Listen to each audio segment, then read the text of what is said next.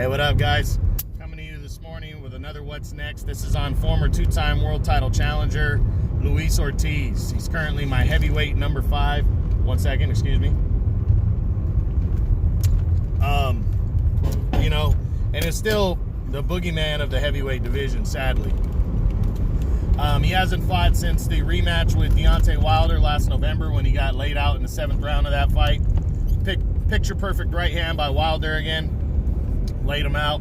Wilder left no doubt who the better man was between them, but again, Ortiz was winning the fight on points. So, it's tough because Ortiz is such a good boxer slash puncher. I mean, the guy can hit hard and he can box, but he's over 40, so I really don't understand why some guys won't take the risk and fight him. I mean, it's really sad, but they won't. Andy Ruiz has been mentioning his name, but we'll see. But yeah, so let's run let's run them through the top 10 and see what's next for Luis Ortiz. We start with number 1, Tyson Fury. Not going to happen. Fury's going to face Wilder next in their mandatory 3rd fight. That should take place sometime, second half of the year when the pandemic's lifted, but it's looking like fall, possibly even early winter, November, December, so we'll see.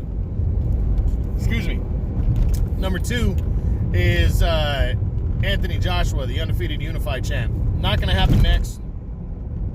Joshua's in line for to make a mandatory defense of his title against Kubrat Pulev, and Ortiz is not on his radar. Number 3 is a 3rd fight with former champion Deontay Wilder. Not going to happen. Wilder's knocked him out twice.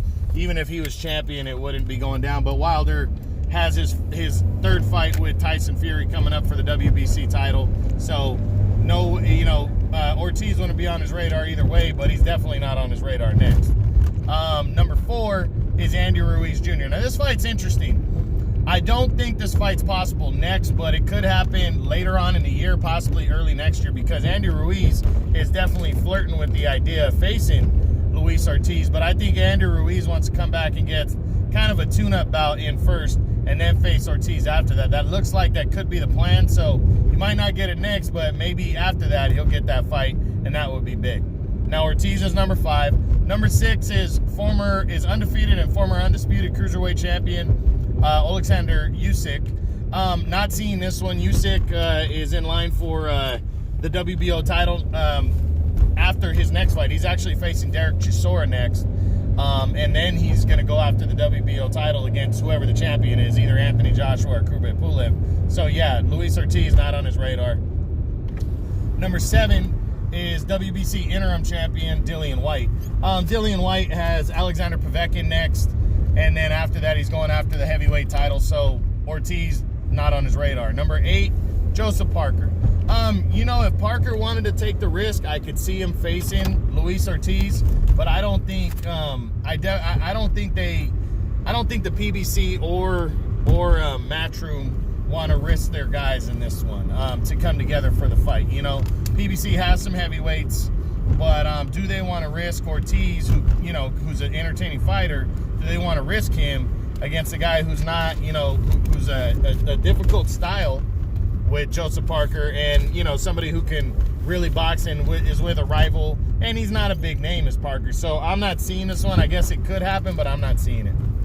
And now the 3-way tie for 9th. We start with Kubrat Pulev. Not going to happen. He's facing Anthony Joshua next for the heavyweight title. So that's not happening. Next, after him, tied for 9th, is Alexander Povetkin. Not going to happen. Povetkin's challenging Dillian Whyte for the interim heavyweight title in his next fight. And then after that, it's Michael Hunter. I guess, again, conceivably it could happen, but if Hunter is truly with Matchroom now and Ortiz is banging around with the PBC, I don't see it. So that's it for the top 10. So what do I think Luis Ortiz is going to do next? I mean, damn, I hope he gets some kind of opportunity. I feel so damn bad for this guy because nobody wants to fight him ever, whether he's winning or whether he's coming off a loss to Wilder. Nobody seems to want to get in the ring with him, and it's a shame because he's a really good fighter, and you would think guys would want to build their resume off of him, and add him to their list, but guys would rather take, easier ways to get there, and it's a shame because Ortiz has been robbed of some big high-profile fights, but hopefully, I think, like I said, I think he's going to stay busy, get a knockout win and a comeback, and that hopefully is going to lead to a showdown with Andy Ruiz Jr. That's what I'm really banking on.